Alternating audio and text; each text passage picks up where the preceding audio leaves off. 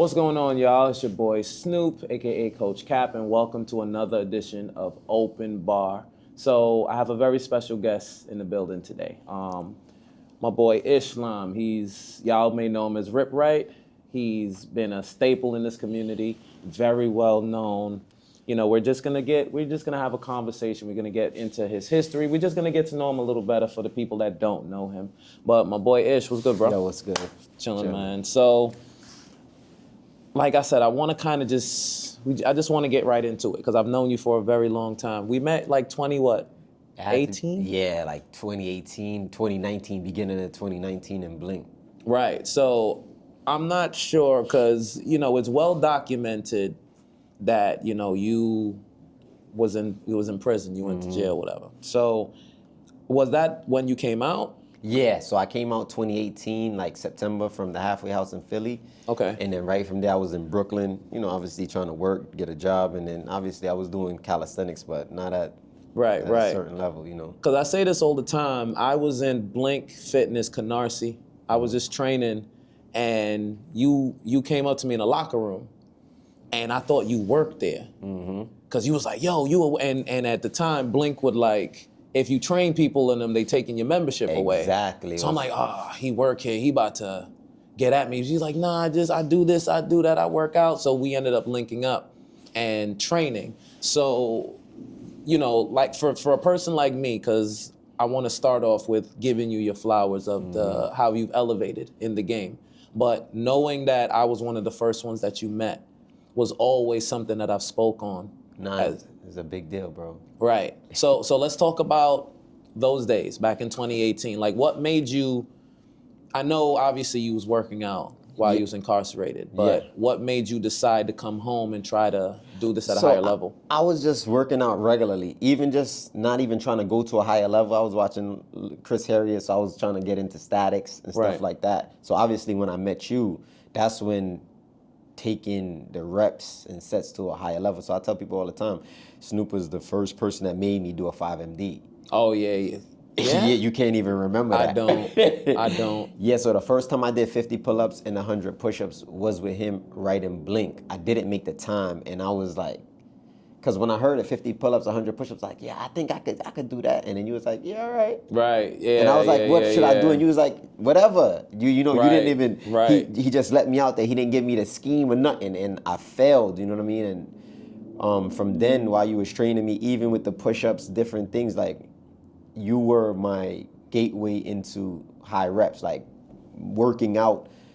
When we start talking about a lot of reps, like New York calisthenics, that was, Snoop was my introduction to that. So, you know, once I wasn't able to kind of go to South Carolina, and I met you, that's what kind of propelled and I started finding about the Barbarians and the different teams. And I was like, yo, where's the gym at? And then he was like, nah, this is what we do. We in the parks. And then it was just like curtains after that. Yeah, because I remember we were training, and I also remember we had an event at TSP where it was like a panel. I remember like Austin Dunham, Chris Joyce, Irvin Felix John. Yeah, and you introduced me to all of them. Right, because that's when you came, you started vlogging. Yep. And you know, that's when, because I remember specifically I asked you, what do you want to do in calisthenics? Like, what is your lane? Because I know mine. I do reps and sets. You're not going to catch me doing statics, levers. I respect it, but I know where I stand. And I remember you just said, like, which I always gave you credit for, like, I want to do a little bit of everything. Yeah. I may not master, but I want to experience is always the best teacher. So I remember that day you met, you know, Beast Mode, you met Bar Stars, all of these people. Powerful. Bolo, exactly. Everybody was there. Simi, Austin Dunham, like you said, Christopher Joyce, and you was literally like, yo, this dude right here, he a static dude. Yo, this dude right here, he does reps and sets, but you can learn this from him. Yo, this dude powerful right here, he does like the one-arm pull-ups, he does this. And like you was basically like introducing me, you know? Right. And I think I might have had the same brown and white on actually at that event, which is crazy. That's wild. We're gonna fact check that. We're gonna check that. That day I did not touch the bar. You know what I'm saying? Yeah. You know, but I just was there. I mean, Duke, Static King. Static King from was Baltimore. there. Right. Shout out to that boy.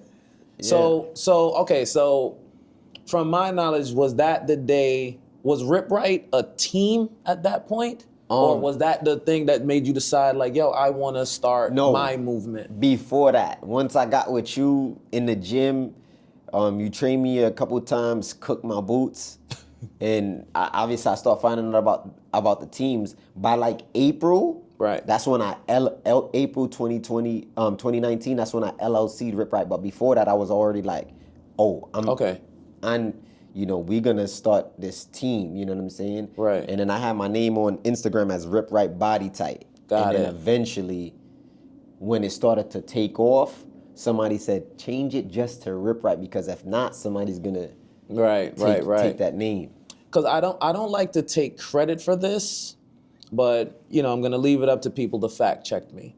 Because me personally, when I came into calisthenics, we had bartenders, beast mode, barbarians. No one had, only Team Wingate had team in front of it. Mm-hmm. And to me, when it came to battles and stuff, a lot of teams were like, nah, we not with that. And to me, it was like, why not? Because this is what it's supposed to be. Exactly. So I put the label of team just to kind of put it out there, like, we want to battle, we want to compete, we are willing to. So, it's still like, not anytime, anywhere, but it's just that label of we're down to compete. So when certain teams started adding the team to it, I took it the same way, because you had Team Ripright, we had Team Easy Money, we had Team Bar Gods. You know what I'm saying? So, I'm not saying that I'm taking credit for that, but I do hope that that label meant what I meant for it with my team. Because we started off as Spartans. Yeah. And then I changed it to Team Sparta because I wanted to be like, we want smoke. We are smoke and we want smoke. So competition. When you, because if I remember, you had started off as Team Ripright. Yeah, it's like Ripright, but it obviously I wanted it to be a team. Once I seen, obviously, Barbarians, you explained your whole situation. So yeah, I didn't want it to be, where everybody was calling me Ripright. If I knew that was gonna be the end of it, I probably would have changed. I probably would have had a Ripright page, and then I would have had a Islam Ripright as well. Bar Stars did, and then they gotta add Bar Stars. You know what I'm saying? Right. I would have definitely. I see what you mean. I would have separated myself, because people constantly call me Ripright. So it's difficult with selling merch sometimes, because some people don't want to wear a T-shirt that says Ripright because they think it's your name. They're wearing. Got you. Some people don't want to join the team because they feel like, I'm not Team Snoop. Right. I'm Team Sparta. You know what I'm saying? Right. So that kind of affected us somewhat, but I didn't allow it to stop. It was already too far gone, so I just rolled with the punches. You know what I mean? Okay, so from that event, Ripright, Team Ripright is established, but I know one of your early influences was Ed from Bar Stars. Oh yeah. Because Ed from Bar Stars is somebody that I idolize as well, because in my personal opinion, he popularized it. He made consistent content. He really opened his YouTube lane. Even though it was open from before, he kicked it open. He blew it up. So what was your approach as far as that goes? Because like I said, I remember me and you used to always talk about the local competitions and et cetera, but you stepped into a digital lane that was, people were in, but they weren't utilizing it to its capacity. Yeah, so what happened with that is I decided I wanted to monetize it. I was falling in love with this high reps style. I was just calisthenics as a whole. So I said, how can I do this full time to where I don't have to worry about making money? I can make money while I'm working out. Right. So my boy, I forgot his name. He was a ref at a few bar brawls too. I seen him going good money, and I kind of was like, yo, like. He was a ref? Yeah, he was a ref. Ballhead, man, African. This was my man. He used to Moses. Moses, that's my man. Moses. I don't know how I forgot Moses' Shout name. out to Mo. That was my dog. Shout out to Moses. That was my dog. bro. I didn't know Moses was all the way in like that. Yeah. Moses go way back. Yeah, he's a Team Wingate super OG. And he was the first one that I realized. I seen him do a video with good money. I was like, yo, this dude got 70,000 subscribers. back then 70,000 subscribers Right, were right. 70,000 subscribers. Right. When you Right. put up a video, they was showing it to all of your subscribers. Right. You know, so I said, yo, you know what? Let me get in contact with this dude. When I got in contact with Good Money, at the time I was still working, but I had my merch, I had my brand, I had everything going. And when Good Money, this is what he told me. He said once he looked at my page, he's like, oh, this dude is established. Right. And he took a shot on me. But I asked him, I said, yo, how much you charge? Because I'm not looking at him as using me. I'm looking at me as using him for a platform. Correct. And immediately he told me, meet me here. And then, like I said, from there I went and I did videos with him, over 50-something videos. So let's talk about that for a second, because George, That's Good Money, is one of the biggest platforms in calisthenics still, in my opinion. He's somebody that's been in the game from the beginning, like the prehistoric days of calisthenics. So he's very much a historian. So you being on one of the most dominant channels, and the thing I liked about George's channel is, you know, he would just challenge whoever. If you think you could do it, show me. Yeah. Whether you think you're here or here, you have a chance. So one of those big platforms that you basically became like the top dog in. Without a doubt. What did that do for you as far as your placing in? Because, you know, New York guys, we already look at like, oh, I'm here, or I'm not ready for that guy. But you going on this platform that so much athletes go on, and then you have bigger views, you know, actually the craft, you know, if the 5MD is a 5-minute drill, you're doing it in a certain time, so you get to compare it to other guys. Like, what did that do for you mentally and with your actual training? I mean, it did a lot. So my main focus was, there were guys on the channel before me that did 5MDs way better. But for me, it was more monetary. Right. And I keep telling people this all the time, like what drives RipRight?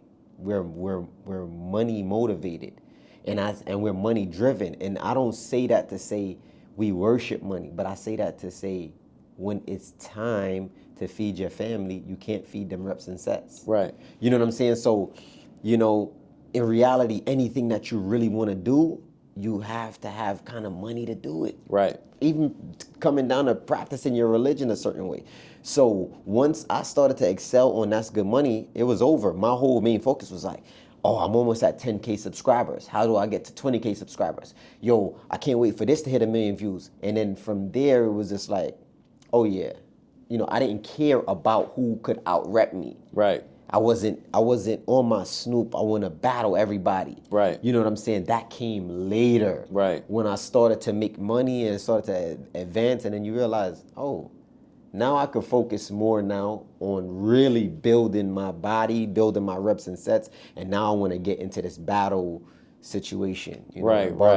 Bar Club really, shout out to them. They Oh yeah, let's get into that, because after that, you know, you very much became a staple of calisthenics, to the point, and I don't know if I've ever told you this, but people come up to me like, yo, you know RipRight? Yeah. And I'd be like, I do. Yeah, I started them out. No, I wouldn't even say that, but to me, it was just like, wow, like everywhere I go, if they see me doing workouts, they're like, yo, you look like that RipRight guy. And in my mind, I'm like, yo, that's the homie. Yeah, that's the bro. But then it's like, damn, like he's really, because when you think of calisthenics, and this is just, I'm not speaking to the person that's into calisthenics. The outside fan that's just watching or stumble across it, they automatically think of a Hannibal. Yeah. They automatically think of a Giant. Yep. They only think of these famous people, you know? So you've become that, like the staple. So of course, with that now, you've established strength.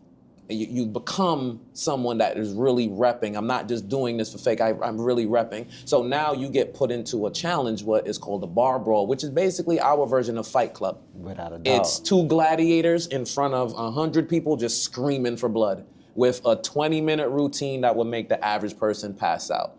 And if I remember, you ain't want to do it. I didn't want to do it. And I peer pressured you for months or weeks. Yeah, I'm telling you. To do it. Yeah, you got me to do it. And then COVID happened. So I was like, right. I said, this is my opportunity to not battle. Because I felt like What am I battling for? Right. It's no money. So that's how money driven I was. I'm like, what's the? But I'm telling you, doing that ball brawl took Rip Right that was my first 200,000-300,000 view video. Right. It hit 500K. Right. There's people to this day that say, yo, anytime I'm down, I watch your bar brawl. Yeah, because you was locked in, bro. You was locked in. You hit the settings thing. Bro, I remember every time I watch it, you came over like, yo, yeah. And I was like, I was zoned, bro. I'm gonna speak my piece on that because I really wanted you to do it simply because, and we're gonna get into this topic after, but you were getting into the history of calisthenics. And I'm the person where, no disrespect, your opinion is more valid if you've done it. Exactly. I don't want to hear your opinion about battles if you've never battled. So do one, see how it feels, because I'm a battler. You know what I'm saying? Like, I don't sleep. I'm obsessed with this. I'm training till I puke kind of vibes. Yeah. You know, so when influencers, no disrespect, speak about it, it's like, it's almost like people with no children giving me parenting advice. Yeah, you know. Like, I get it, you understand what it is, but you don't truly understand. So that was my purpose of telling you to do the battle. You know, it wasn't like do it or like, but it was like, I want you to experience this. And you went against Joe Fit. Yeah, Luffy had Joe Fit, who was another person who was a very, like, you know, rising in the YouTube lane and big influencer. So talk about like how you prepared for that. Because if I remember, correct me if I'm wrong, I know D300 was helping you train for that. Or I just remember him in your ear for that battle. So what happened was I spoke to Simi. So this was pre-COVID. Okay, Semi, Team Beast Mode. Yeah, Team Beast Mode. Okay. And I'm like, yo, I'm getting ready for this bar brawl. And he was like, yo, I was like, yo, I'm gonna need you to train me. So he like, yo, let's do it. So we trained one day. We did this set where it was 10 pull-ups every minute on a minute for 10 minutes. But there's a 60-second imam, 60-minute imam. So once you do that last 10 set, you're going right over to the dips, 20 dips. Yeah. Every minute on a minute for 10 minutes. And that last one, you got the rest of the seconds left. Obviously, to the push-ups, 25, and then you start back at the pulls, then the push, and then that was it. Then COVID hit. And we was out of commission, and I started coming outside, and me and Simi was still like rocking, and I'm like, yo, Simi, yo, pull up. I'm going to see That's Good Money. You know, because at first nobody was coming outside. We couldn't find no parks that was really open. Everything was padlocked, it was really jammed up. So I'm in the crib doing pull-ups or doing whatever I had to do. But after a while, people start, we outside. You start finding out that the parks like Seaview and these parks was, so, you know, at the time I think sent me grandmoms, and he's like, yo, I don't want to be outside and catch nothing and bring it back to my folks. They older, because I was trying to get him to do collabs with me on Good Money. And then that's when more people started coming outside. The time started to pass, and then Bar Club hit me up like, "Yo, we back." And I remember. Like, we had like a week or two. Not even. It was short. And Armstrong and D300 pulled up, and then it was lights out after that. They got me on my Grizzly. Yeah, because I remember you won your bar brawl. I remember you had about 30 dudes in that park with Rip Right shirts. Oh yeah, and some left because we was out there for about 5 hours. Yeah, in the baking sun. But let's talk about, like you said, that's kind of what propelled your viewership. And, you know, to me, what I liked about that was it showed the combo of I can really put in some work and still monetize it. Exactly. It's still getting me the viewership that I'm aiming for. This actually gave me a bigger platform because now I'm blending. Because like I said, we had influencers that, no disrespect, you're just doing this for a little 60-second clip. This is your whole workout. Then you got us park obsession guys that are in there from morning till night, literally, you know, doing millions of reps, 10,000 reps. So you started to merge that bridge. So now I want to basically transition into the history now. Because from there, like you said, you're creating content now. You're an influencer. You're chasing content, and you decided to do a series called Bar History. Yes. Where you basically, you know, calisthenics is a culture. It's a whole community that started back like I would say in the 90s or so. Yeah, easy. And, you know, it's continuing to this day. So you started doing a documentary, interviewing some of the OGs, you know, and it received mixed reviews because it uncovered a lot of things that are still, people are arguing over to this day. Yeah. And it labeled you a certain way. Yes. So speak on your purpose of even doing this bar. Was it just you chasing content, or you just wanted to know the history of a sport that you're in now? Yeah, so obviously I'm from the old school, me and you together, and we've even talked about, like you mentioned before, bar history before I even did bar history. Right. Because you're a researcher. Yeah. And I'm the same way. Like, so if you love a thing, you want to know about that thing. So for me, it was looking at beasts, watching the Zephs, watching the Hannibals, watching the Giants, and it was like, yo, I need to know what's going on. Why is everybody separated? Right. You want to know the nitty gritty, what happened, what caused this. Right. And in the meantime, you can make content out of it. Right. I was like, oh yeah, we're about to go all the way in. So I started to, you know, the first bar history was with obviously Beast and Giant, and Giant went off. Giant went off. He, you know, with the whole baby barbarian. So that was like a big deal. Right. And from there, everybody kind of wanted to speak their piece. Right. And it kind of opened up the door for me to interview and find out more things, because remember, I'm around these guys. So what you're seeing on camera, could only imagine what history they gave me off camera that I still didn't mention, because it can open up you know, some people were hurt behind this calisthenics stuff. You know what I'm saying? It was like gang culture. So, you know what I mean? So it was good for me to know what happened. How did MBXA really get, and how did the UFX and UFL start? And to know that was like, that was the purpose as well, you know. But always, you know, content you're gonna try to monetize, because as I said, we're money driven. But the purpose was to really find out what was the, you know.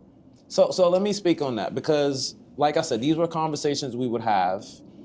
Me as a fellow historian, because when I came into calisthenics, I stumbled across it by accident. Yeah. I literally went to the gym on my lunch break and ran into like Quincy from Brotherhood. JR from Beast Mode would be in my gym. So I just saw these guys doing workouts, and I wanted to do workouts, and I'm like, holy shit, there's a whole culture behind this, you know? So I started doing my research, and then, you know, and then that's when the Raise Up movie came up. I don't know if you know about that. I've heard about it, and but I still haven't gotten to watch. Alex keeps telling me to. Yeah, so I can't remember his name right now. My man, he's out in Thailand.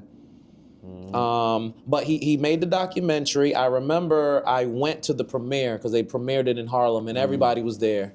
You know, the Giants, the Hannibals. No, Giant wasn't there, but Hannibal. But bartenders represented Dr.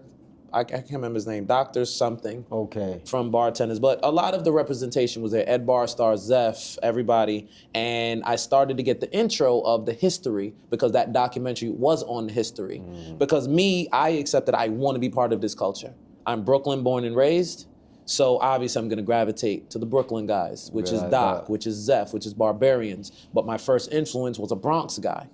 You know, so I started learning the history, the different styles, because it's like Kung Fu. Brooklyn does reps and sets. Harlem does progressive movement. Brotherhood does endurance-based. They want to run around Yankee Stadium twice and then do sets. So I started to be intrigued by it, and we would have those conversations. And then because I remember I started this project as well, but my schedule, you know, I had 2 children, career, I couldn't match schedules, and you would actually go out to these people. I was outside. You was traveling to them. So when you interviewed Beast and Giant, it opened a big can of worms. Yeah, big can of worms. Because, you know, Giant is one of the people that is credited for starting this culture, or popularizing this culture, I would say. And, you know, he was very boisterous on some garbage. And you call any man garbage, it's gonna trigger a response. And when you think about it, when you look back at the interviews that they did before, I forgot what was the name of the interviews. Strictly Bar Talk. Strictly with Bar. Form. It was the same. And Doc. So when I started to look back, and I was like, yeah, you're not doing nothing new. Right. You just, you know what I mean? You, Right, you know, right. so yeah, so it was like, man, strictly bar talk, and I was like, yeah, we gonna get this. And so you was the platform. Yeah, you don't even know that bar history created Sell It on the Bars. I do know that. Okay, and you was the first that. person to ever say Sell It on the Bars, and that's where the Sell It on the Bars. I remember when we sat down in Bartlett. I remember. But even before that, because we spoke too, and you was like, yo, they need to sell it on the bars. Right. Because that was always my thing. Because I had a disagreement with a guy, and that's what we did. Because it was like, I'm not for all the talk. You know what I'm saying? Yeah, like, let's go. Because I'm telling you, the very first time I went to a park wearing like a Spartan shirt, I got pressed. Yeah. And you know, I'm East Flatbush. You know what I'm saying? My ball is fist in my fist is ball in my pocket. I'm thinking I'm about to get jumped again. Yeah. And it turned into a push-up battle. So I'm like, oh, all right, this is cool. This gave me like hood energy, but we settled it on the bar. Yeah. So I'm like, that was my whole mental. Like, I'm with the back and forth. I'm with it, you know, because but at the end of the day, what we doing?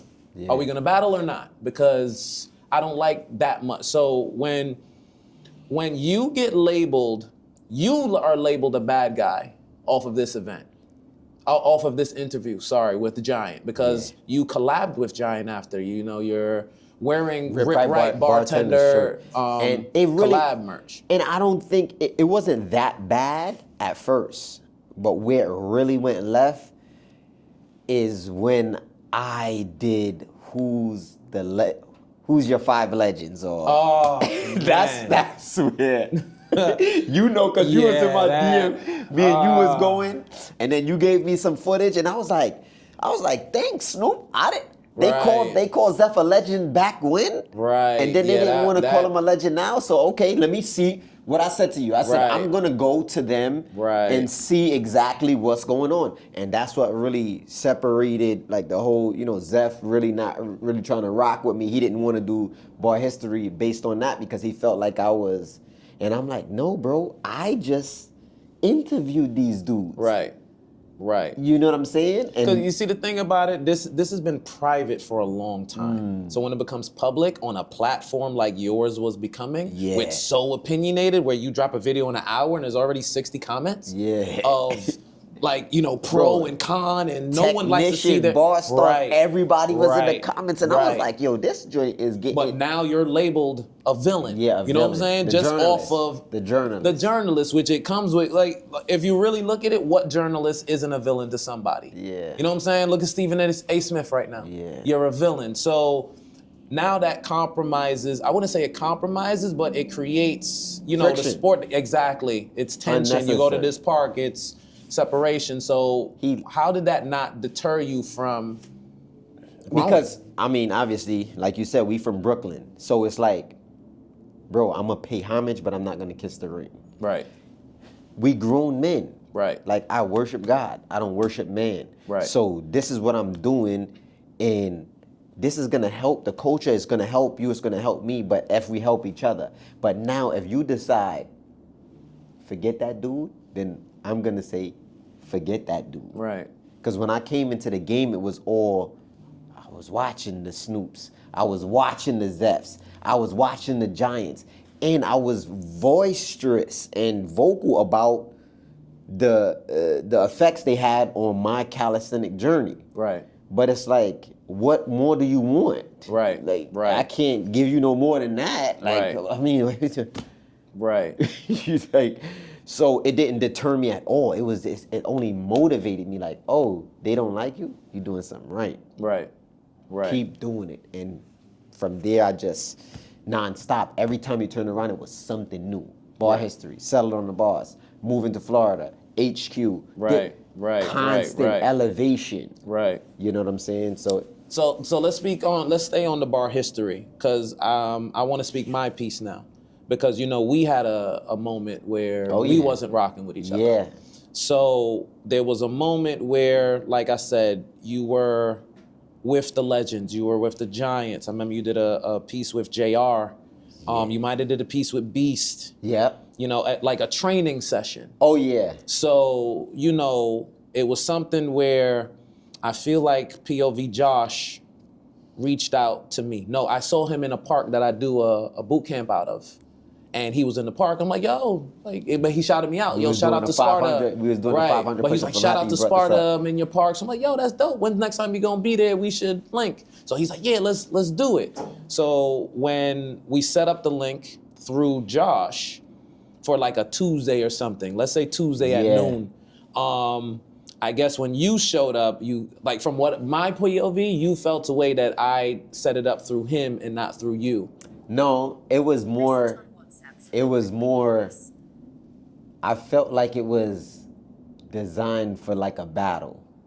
Okay. You know what I'm saying? Right. And I'm like, yo, if they want to battle, just say, yo, we want to battle. Right. You know what I'm saying? Opposed to, I'm going to set it up like a battle and I'm going to cook these dudes. Right. You know what I'm saying? And then I didn't really want Josh to go up against Chi. Not saying Chi is not strong, but she's a woman. Right. So if he beats her, it's like, she's a woman. Right. If she beats you, it's like, you got beat by a woman. Right. So it was like the whole setup. And so that's why I was like, all right, so we're going to go against each other as Team Ripright. But we're going to collab with Sparta. And then you was like, nah, I want to go against you. Right. And I'm like, oh, I see what's going on. That's how I felt. But it was probably not your intention. Right. You just wanted to train. Right. But the immaturity at the time was like, you know what I'm saying? Right. That's how I felt. You know what I'm saying? And we had that argument in the park. And I'm like, no, he's not battling no female. Right. No, I'm not going against you on this. And it wasn't like the set was a hard set. Right. You know, you designed the set obviously for us. So it was just being so immature at the time. And it could have been easily avoided. Yeah. Like, yo, Snoop, all right, let's do it. Boom, rock out, give each other daps. Because you know, Snoop, there's not one time we ever worked out together except for Snoop cooked me. Right. So it wasn't that part. Right. There's plenty of times you burnt me up. So, you know, I was never afraid to be burnt up on camera, but I just felt like, I don't like the way it was set up. And looking back, it's like, Snoop never been that type of guy. Right. You get what I'm saying? Right. Because that was my stance. Because in the beginning, it was at first, you know, like I said, I thought you felt a way that I hollered at your right-hand man instead of you. But like I said, Josh is, to this day, has always been a welcoming person. With everybody. Josh is real cool. If you got a problem with Josh, you're the problem kind of vibe, facts. You know? But I personally felt a way because, like I said, I don't hang on this legend status. You know what I'm saying? Like when people say it to me, I'm obliged, but I just do this for the sport. But in my mind, I'm like, yo, he's really like Rip is somebody that I invested time in before he was Rip. Before he was up here.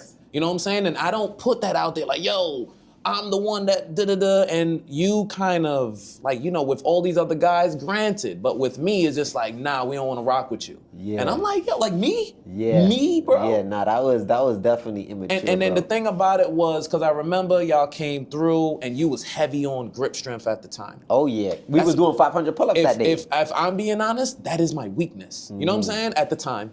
Because I highlight my weak. So I'm like, you know what? Because exactly what you thought, I wanted to avoid that. I'm like, all right, we're gonna do a routine because I don't want him. It's not like we're gonna do push-ups, and I know he's bad at push-ups. So we're gonna do some grip, something collab work, where it's just us working together. Because culture-wise, I get what you said, but in Sparta, we battle in sessions all the time. Without a doubt. Cielo trains with me. Yeah, and I battle her, and she just started 7 months ago. You get what I'm saying? Because that's how we move. And Team Ripright became that we followed that same format. If you was watching. Right. We started battling. But you know what it was also too? I remember at that time you started Coach Cap.